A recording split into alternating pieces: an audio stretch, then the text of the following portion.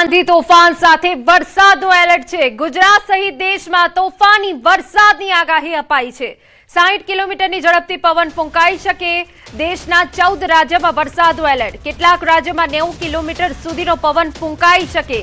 રાજસ્થાન મધ્યપ્રદેશમાં 90ની ગતિથી પવન ફૂંકાઈ શકે। ગુજરાતમાં કોઈક સ્થળે 70 કિલોમીટરની ઝડપ સાથે પવનની ગતિ નોંધાઈ શકે। રાજસ્થાનમાં ધૂળની ડમરી કરા સાથે વરસાદની આગાહી। મધ્યપ્રદેશ ઓડિશામાં પણ તોફાની વરસાદ પડી શકે।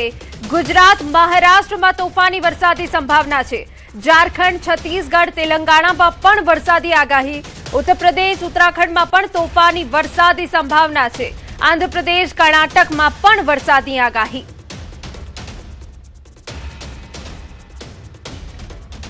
તો દેશના 14 રાજ્યોમાં વરસાદનું એલર્ટ છે અને એ પણ તોફાની વરસાદ પડી શકે છે।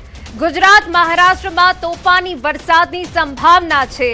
ઝારખંડ છત્તીસગઢ તેલંગાણામાં પણ ધોધમાર વરસાદ પડી શકે છે।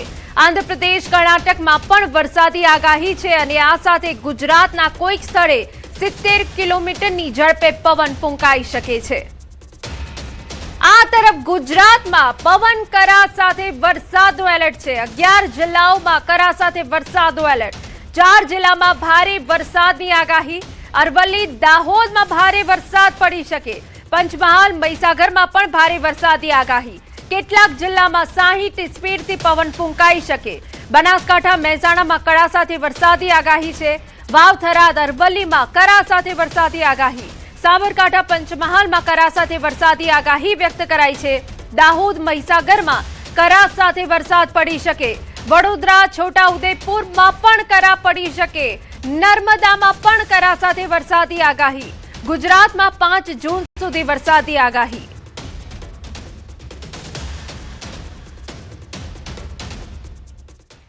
સમાચારમાં વાત હવે વડોદરાની કરીએ તો એમએસયુ હેડ ઓફિસના મુખ્ય ગેટ પર મોટું વૃક્ષ ધરાશાયી થયું। રજા હોવાથી મોટી દુર્ઘટના ટળી છે। વિદ્યાર્થીઓ અને વીસીની અવરજવર વાળા વ્યસ્ત ગેટ પર સદનસીબે મોટી દુર્ઘટના ટળી। વૃક્ષ પડવાના કારણે યુનિવર્સિટીના અડીખમ મુખ્ય ગેટનો કચરઘાણ વળી ગયો। યુનિવર્સિટી તંત્રની ઘોર બેદરકારી। ચોમાસા પહેલા જોખમી ઝાડોનું ટ્રીમિંગ ન કરાતા નિષ્ક્રિયતા છતી થઈ। ઘટનાના કલાકો વીતી ગયા હોવા છતાં યુનિવર્સિટી તંત્ર દ્વારા કોઈ કામગીરી નહીં। એમએસયુ પ્રશાસન અને પાલિકાની પ્રી મોન્સૂન કામગીરી સામે સવાલ।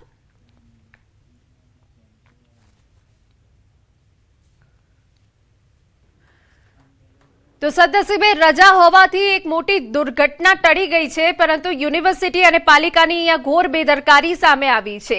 ગેટ પાસે મોટું વૃક્ષ ધરાશાયી થઈ ગયું। રજા હોવાથી મોટી દુર્ઘટના ટળી છે, પરંતુ ગેટનો કચરઘાણ વળી ગયો।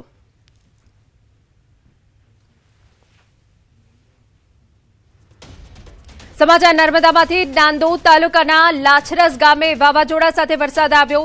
મોડી રાત્રે ભારે પવન ફૂંકાતા એક ઘર ધરાશાયી થયાનું પણ સામે આવ્યું। 11 વર્ષીય બાળકીનું ઘરના કાટમાળમાં દટાઈ જવાથી મોત થયું। આ બાળકી તેના માતા પિતા સાથે સૂતી હતી અને અચાનક વાવાઝોડું આવતા બાજુની દિવાલ ધરાશાયી થઈ। બાદમાં ઉપરનો સ્લેબ પણ પડ્યો।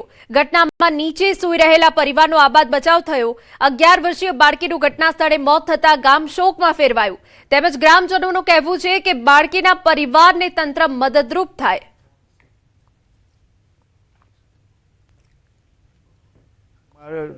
ગામમાં જે ઘર ધરાશય થયું એ ઘરમાં સભ્ય અંદર સૂતા હતા અને એમાં 2 કે 3 સભ્ય બચી ગયા અને આ છોકરી અમારે થોડી અંદર ડીપમાં સૂતી હતી, બચાવી શક્યા નથી। અમારે ગ્રામજનોની એટલી જ માંગ છે કે આ જે કુટુંબ પર જે ઘટના બની છે એ વહેલામાં વહેલી તકે એને મદદ થાય। તો અમે ગ્રામજનોએ પ્રયાસ કર્યો કાઢવાનો, તો એને કાઢતાને સિવિલમાં રિફર કરી, પણ રિફર કરતાં એનું મૃત્યુ થયેલું છે। તો અમારી તંત્રને માંગ છે કે એમને કોઈ સહાય મળે। છોટાઉદેપુરથી સમાચાર। ભારે પવનના કારણે રેલવે ટ્રેક પર ઝાડ પડ્યું। જબુગામ નજીક રેલવે ટ્રેક પર ઝાડ પડ્યું। ઝાડ પડતા વીજ લાઇનમાં નુકસાન। વાવાઝોડા સાથે થયેલા વરસાદને લઈ રેલ સેવા પર અસર। વડોદરા અને મધ્યપ્રદેશના જોબટને જોડતી રેલ સેવા ખોરવાઈ ગઈ। રેલ વિભાગની જાણ થતાં કામગીરી શરૂ કરાઈ। આપને જણાવી દઈએ, જોબરથી વડોદરા તરફ જતી ટ્રેનને છોટાઉદેપુર રોકી દેવાઈ. વડોદરાથી જોબર જતી ટ્રેન રદ કરાઈ. મધ્યપ્રદેશ તરફથી વડોદરા જતા મુસાફરો અટવાયા.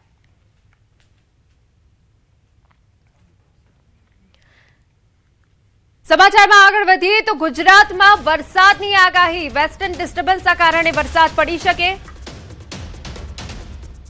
સાયક્લોનિક સર્ક્યુલેશન ટ્રફથી વરસાદ રહેશે. 6 દિવસ પવન સાથે વરસાદી આગાહી.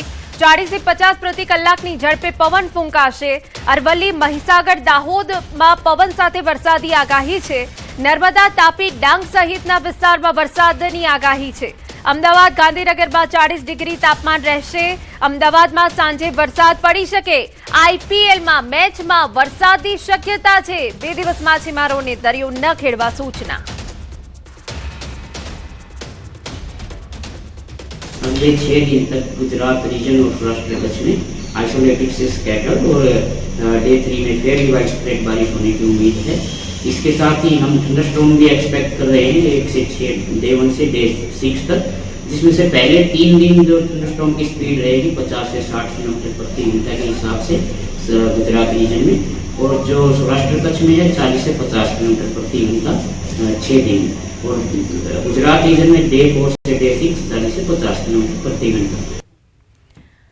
જૂનાગઢમાં જામ્યો વરસાદી માહોલ. દાતાર પર્વત પર જામ્યો મનમોહક વરસાદી માહોલ.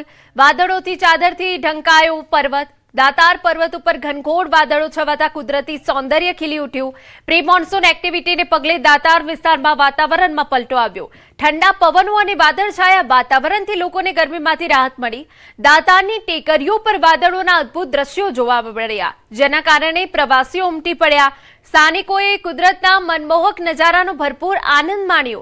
વરસાદી માહોલથી દાતાર વિસ્તારનું સૌંદર્ય અનેક ગણું વધ્યું. ચોમાસાના આગમનની આહટ વચ્ચે દાતાર પર્વત પર રમણીય માહોલ સર્જાયો. વાતાવરણમાં ઠંડક પ્રસરી. જૂનાગઢ વાસીઓમાં ખુશીનો માહોલ.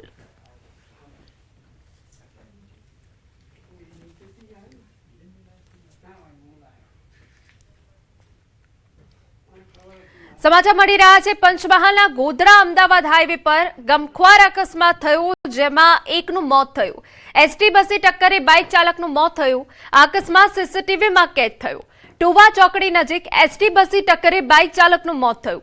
દાહોદથી મોરબી જઈ રહેલી એસટી બસ અને બાઇક વચ્ચે સર્જાયેલા અકસ્માતના સીસીટીવી ફૂટેજ આવ્યા સામે.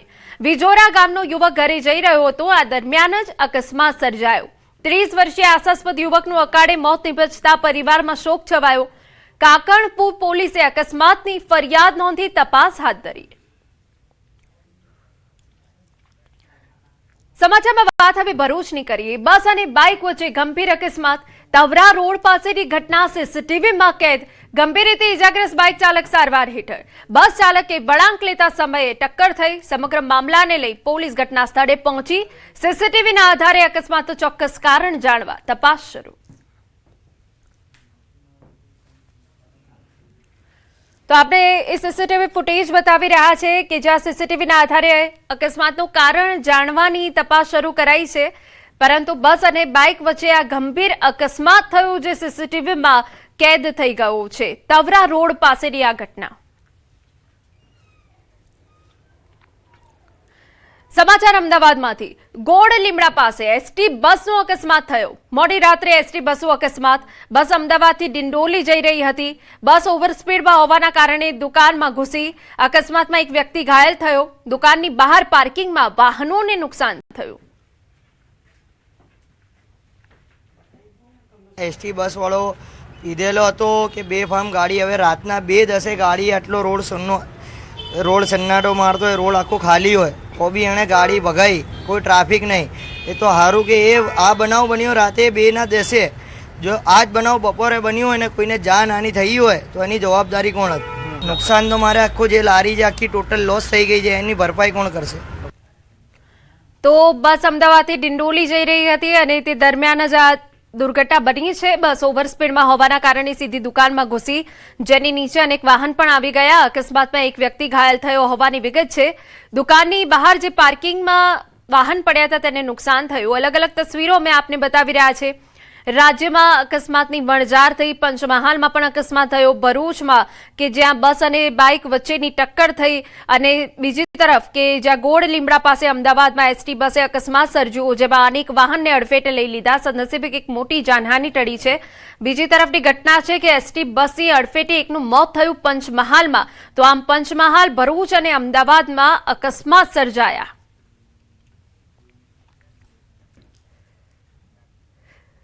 સમાચારમાં આગળ વધીએ. જેતપુરના ટાકોડીપરા અને બાવડાવાળાપરા વિસ્તારમાં શ્વાનનો આતંક સામે આવ્યો. શ્વાને અનેક લોકોને બચકા ભર્યા હોવાની માહિતી. વૃદ્ધ સહિત અનેક લોકો શ્વાનના હુમલાનો ભોગ બન્યા. શ્વાન કરડતા 8 જેટલા ઇજાગ્રસ્તોએ સારવાર લીધી. ઘટનાને પગલે વિસ્તારમાં ભય અને ચિંતાનો માહોલ સર્જાયો. સ્થાનિકોએ તાત્કાલિક હડકાયા શ્વાનને પકડવાની માંગ કરી. જૂનાગઢમાં તૃણભક્ષી પ્રાણીઓની વસ્તી ગણતરીની તારીખોમાં ફેરફાર કરવામાં આવ્યો. ગિરનાર અભયારણ્ય, જૂનાગઢ વીડી વિસ્તાર, કોસ્ટલ વિસ્તાર તેમજ બરડા અભયારણ્યમાં થનારી ગણતરી હવે 2 જૂનને બદલે 9 અને 10 જૂનના રોજ હાથ ધરાશે. અનિવાર્ય સંજોગોના કારણે નિર્ણય લેવામાં આવ્યો. સાથે ગણતરીની કામગીરીમાં નિયુક્ત અધિકારી અને કર્મચારીઓને 8 જૂનના રોજ સાસણ ખાતે વિશેષ તાલીમ આપવામાં આવશે.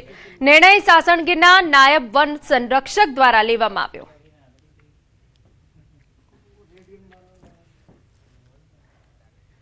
સમાચારમાં આગળ વધીએ. અરવલ્લીમાં ભાજપ ગુજરાત પ્રદેશ પ્રમુખ જગદીશ વિશ્વકર્મા બાયડ ખાતે પહોંચ્યા. તેમણે મન કી બાત કાર્યક્રમમાં ભાગ લીધો. વડાપ્રધાનની નોટબુક દાંડી અપીલને પણ તેમણે સમર્થન આપ્યું અને સ્વીકાર્યું હતું. પ્રદેશ પ્રમુખે કાર્યકરોને વધુમાં વધુ નોટબુક એકત્ર કરી ગરીબ વિદ્યાર્થીઓને દાન કરવાની અપીલ કરી. તેમણે ભાજપના હોદ્દેદારો અને કાર્યકરો સાથે બેઠક યોજી. ટિફિન બેઠક દરમિયાન કાર્યકરો સાથે સંવાદ પણ કર્યો. જે જગ્યાએ જઈએ એ બધી જ જગ્યાએ આપણે ફુલાર, બુકે, શાલ, મોમેન્ટો ના કરતા ચોપડાથી સ્વાગત કરીએ. ભલે એક હોય તો એક ચોપડી, વાંચવાની ચોપડી હોય કે લખવાની ચોપડી હોય, અને પછી આપણે ચોપડી એ કોઈ પણ વિદ્યાર્થીને આપી દઈએ જેને જરૂર હોય. રાજકોટમાં વડાપ્રધાન નરેન્દ્ર મોદી દ્વારા સોનું ન ખરીદવા અંગે કરાયેલી અપીલની અસર જોવા મળી. પીએમની અપીલ બાદ શહેરમાં સોનાની ખરીદીમાં નોંધપાત્ર ઘટાડો નોંધાયો. જેમ્સ એન્ડ જ્વેલરી એસોસિએશનના પ્રમુખના જણાવ્યા મુજબ ખરીદીમાં અંદાજે 60 થી 70% ઘટાડો થયો. હાલ ઘણા ગ્રાહકો જૂનું સોનું આપી નવું સોનું ખરીદવાનું પસંદ કરી રહ્યા છે. વેપારીઓનું માનવું છે કે પીએમ મોદીની અપીલ દેશહિતમાં છે અને તેનો તેઓ પણ સ્વીકાર કરી રહ્યા છે. સાહેબે જે અપીલ કરેલી હતી સોનું ન ખરીદો, અને ત્યારબાદ આપણે જોઈએ તો જે ગોલ્ડના ઇમ્પોર્ટ ડ્યુટીમાં પણ વધારો કરવામાં આવ્યો છે. ગ્રાહકો છે એ પોતાની ખરીદીમાં છે ને અત્યારે આપણે કહી શકાય કે થોડુંક મુલતવી જેવું ખરીદી ઓછી થઈ રહી છે. 60 થી 70% જેવી ખરીદી છે ઓછી થઈ રહી છે. સમાચાર પાટણમાંથી સાંતલપુરના લોદરા ગામ પાસે હુમલાની ઘટનાનો વિડીયો વાયરલ. સાંતલપુર તાલુકાના લોદરા ગામના સરપંચના દીકરા અને ભત્રીજાની દાદાગીરીનો આક્ષેપ. સરપંચના દીકરા અને ભત્રીજાએ પાણી પુરવઠા વિભાગના અધિકારી પર હુમલો કર્યાનો આક્ષેપ. પોલીસની હાજરીમાં હુમલો કરાયો. ગેરકાયદે કનેક્શન દૂર કરવા ગઈ હતી પાણી પુરવઠાની ટીમ, જેના પર હુમલો થયો. નાયબ કાર્યપાલક ઇજનેરે હુમલાખોરો સામે પોલીસમાં અરજી કરી. ખાનગી હોટલ પર ગેરકાયદે પાણીનું કનેક્શન હોવાની ફરિયાદ હતી.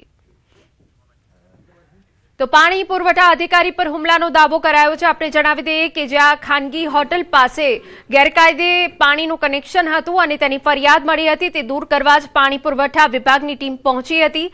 પરંતુ આપણે જણાવી દઈએ કે જ્યાં પાણી પુરવઠા અધિકારી પર હુમલાનો દાવો થયો, સરપંચના દીકરા અને ભત્રીજા ઉપર અહીંયા આક્ષેપ લાગ્યા છે.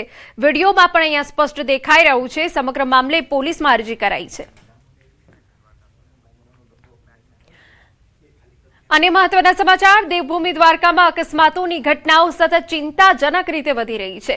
કલ્યાણપુર રાવલ રોડ પર ટંકારિયા અને પાનેલી પાટિયા વચ્ચે ગેસના બાટલા ભરેલા છોટા હાથી અને બાઇક વચ્ચે ગમખ્વાર અકસ્માત સર્જાયો, જેમાં બાઇક ચાલકનું ઘટના સ્થળે કરુણ મોત નીપજ્યું. અકસ્માત એટલો ભયાનક હતો કે ઘટના સ્થળે ભારે અરેરાટીનો માહોલ સર્જાયો. સ્થાનિક લોકોના ટોળેટોળા ઘટના સ્થળે ઉમટી પડ્યા.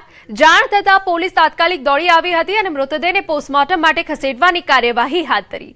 જિલ્લામાં વધી રહેલા માર્ગ અકસ્માતોને લઈ લોકોમાં ચિંતાની લાગણી વ્યાપી છે. વડોદરા સાવલીના મુવાલ ગામે કરુણ અકસ્માત. ભમરગોડા નજીક ખેતરમાં ટ્રેક્ટર પલટી જતા ચાલકનું મોત. મૃતક રમણભાઈ ખેતીકામ દરમિયાન ટ્રેક્ટર ચલાવી રહ્યા હતા. ટ્રેક્ટર પલટી જતા નીચે દબાઈ ગયા. ગંભીર ઇજાઓ પહોંચી. 108 એમ્બ્યુલન્સની ટીમ ઘટનાસ્થળ પર પહોંચી. સાવલી પોલીસ પણ ઘટનાસ્થળ પર પહોંચી તપાસ હાથ ધરી હતી. બનાવને પગલે મુવાલ ગામ સહિત આસપાસના વિસ્તારમાં શોકનો માહોલ. સાવલી પોલીસ ઘટનાસ્થળે દોડી આવી.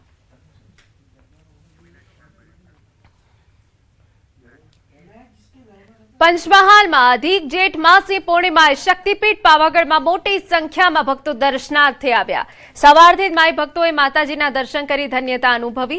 હાલ ચાલી રહેલા સ્કૂલ વેકેશન અને અધિક જ્યેષ્ઠ સુદ પૂર્ણિમાને લઈ મોટી સંખ્યામાં ભક્તો દર્શન માટે ઉમટ્યા. મોટી સંખ્યામાં કેટલાક શ્રદ્ધાળુઓ પણ દર પૂર્ણિમાએ માતાજીના દર્શન માટે આવે છે.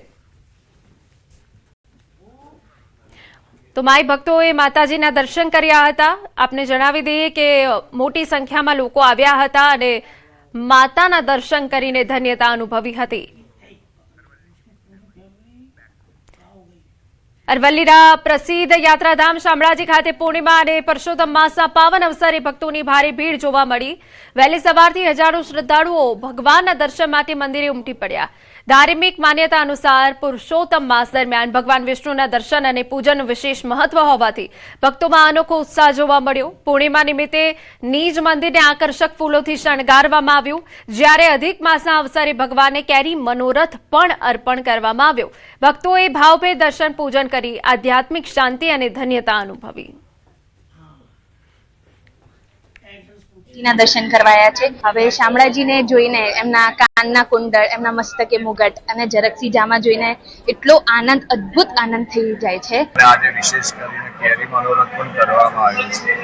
આજ રોજના સુંદર મજાનો કાર્યક્રમ લાખો ભક્તો દર્શન કરી ધન્યતા અનુભવ કરે. સમાચારમાં રોકાઈ એક વિરામ માટે. સ્વાગત. સમાચાર રાજકોટમાંથી. બાબા બાગેશ્વરના આગમન પહેલા વિવાદનો માહોલ છે. થોડા દિવસો પહેલા અગ્રણી પુરુષોત્તમ પીપળિયા દ્વારા અંધશ્રદ્ધા અંગે સોશિયલ મીડિયામાં પોસ્ટ કરાયા બાદ ચર્ચાઓ તેજ બની હતી. આ દરમિયાન એક વિજ્ઞાન શિક્ષક બાબા બાગેશ્વરના સમર્થનમાં આવ્યા. તેમણે જણાવ્યું કે ધર્મના વિરોધીઓ જ બાબાનો વિરોધ કરી રહ્યા છે અને વિરોધ કરનારાઓએ દરબારમાં આવી જાહેરમાં સામનો કરવો જોઈએ.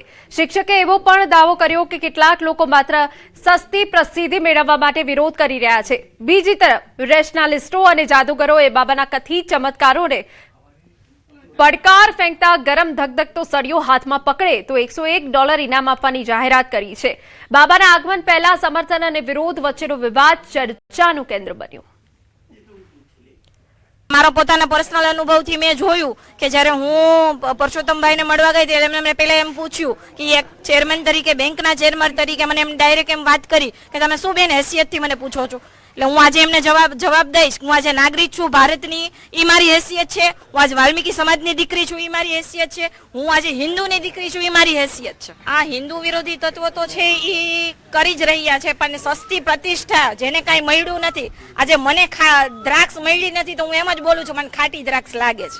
કે બાબા બાગેશ્વરે કોઈ પાસે પરછો લેવા માટે કે કોઈ પ્રતિષ્ઠા મેળવવા માટે પૈસા માંગ્યા હોય. પેલા તો મને તો એ સાબિત કરાવો કે જો આ અંધશ્રદ્ધા હોય તો. આ માત્ર ને માત્ર એક શ્રદ્ધાનો વિષય છે.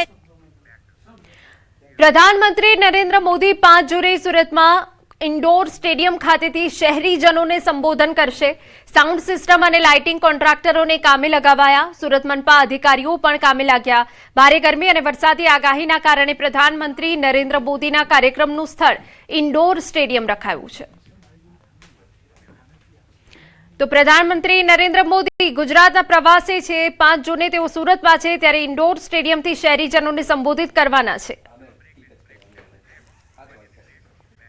હળવદ નગરપાલિકાની કામગીરીને લઈ એક નવો વિવાદ સામે આવ્યો. હળવદ પાલિકાનું હાઇડ્રો વાહન ખાનગી એસી રિપેરિંગના કામમાં ઉપયોગમાં લેવાયું. આવો એક વિડીયો સોશિયલ મીડિયા પર વાયરલ થઈ રહ્યો છે. જાહેર કામ માટેના સાધનોનો ખાનગી ઉપયોગ થતો હોવાના આક્ષેપોથી શહેરીજનોમાં રોષ જોવા મળી રહ્યો છે.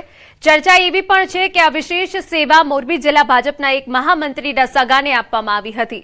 બીજી તરફ શહેરમાં સ્ટ્રીટ લાઇટોની સમસ્યાઓ યથાવત હોવા છતાં પાલિકાનું વાહન ખાનગી કામમાં વ્યસ્ત હોવાનું કહેવાઈ રહ્યું છે. સમગ્ર મામલે જાહેર સંપત્તિના દુરુપયોગ અંગે ગંભીર સવાલો ઉઠ્યા છે. ચીફ ઓફિસરે ઘટનાની જાણ ન હોવાનું જણાવી તપાસના આદેશ આપ્યાનું કહ્યું છે.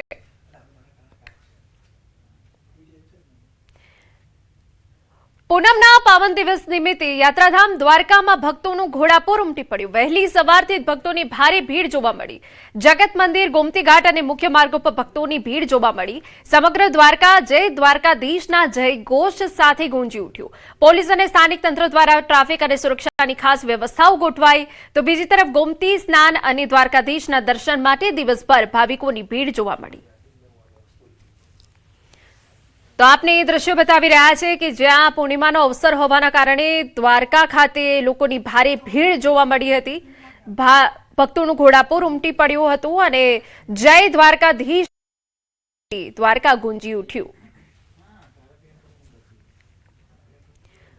સમાચાર સુરતમાંથી. તાલુકાના અધિકારીઓ પર મંત્રી બગડ્યા. સંકલન સમિતિની બેઠકમાં અધિકારીને ખખડાવ્યા. સંકલન સમિતિનો વિડીયો આવ્યો સામે. મંત્રી પ્રફુલ્લ પાનસેરિયાએ પૂછ્યા સવાલો. કામરેજના ખોલવડ વિસ્તારમાં પડતી અગવડતાને લઈ મંત્રી બગડ્યા. આવકના દાખલા માટે ધક્કા ખાતા લોકો માટે કર્યા સવાલો.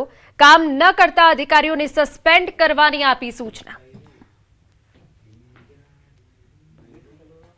સરપંચ કે ન કામ કરે સૂચના આપજો.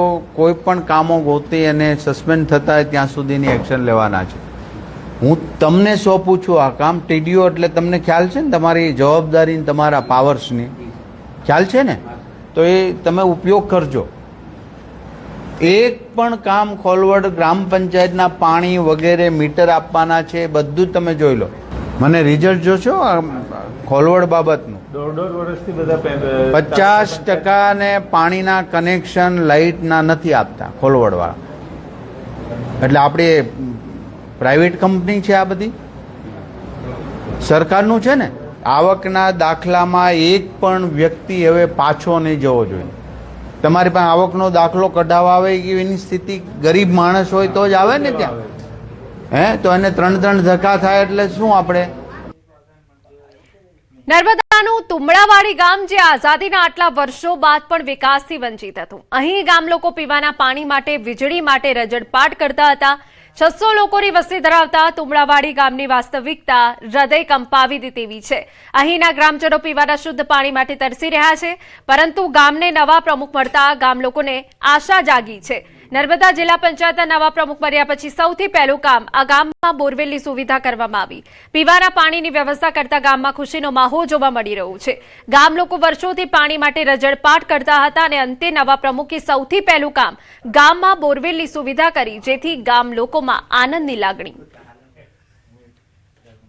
આજે આ લોકોને પહેલી સુવિધા અમે પાણીની પૂરી પાડી છે. હજી જે કંઈક સરકારશ્રીની ગાઈડલાઈન મુજબ અને સલાહ સૂચન મુજબ અમે આજે તુમડાવાડી ગામને અમે યોજના પૂરી પાડીશું. તો કોતરમાંથી પાણી ભરવા લોકો મજબૂર હતા, પરંતુ નવા પ્રમુખ બન્યા બાદ હવે આશાની કિરણ જાગી છે. ગામમાં બોરવેલની સુવિધા ઊભી કરી દેવામાં આવતા લોકોને રાહત પહોંચી છે. અમદાવાદના નરેન્દ્ર મોદી સ્ટેડિયમમાં આજે આઈપીએલનો ભવ્ય ફાઇનલ જંગ ખેલાવા જઈ રહ્યો છે, જેમાં રોયલ ચેલેન્જર્સ બેંગ્લોર અને ગુજરાત ટાઇટન્સ વચ્ચે કાંટાની ટક્કરનો મહામુકાબલો થશે. આ હાઈ વોલ્ટેજ મેચને લઈ બંને ટીમોમાં જોરદાર ઉત્સાહ અને જોશ છે. આ ઐતિહાસિક પળના સાક્ષી બનવા અને પોતાની મનપસંદ ટીમને સપોર્ટ કરવા માટે ગુજરાત ઉપરાંત અન્ય રાજ્યમાંથી મોટી સંખ્યામાં લોકો આવ્યા છે.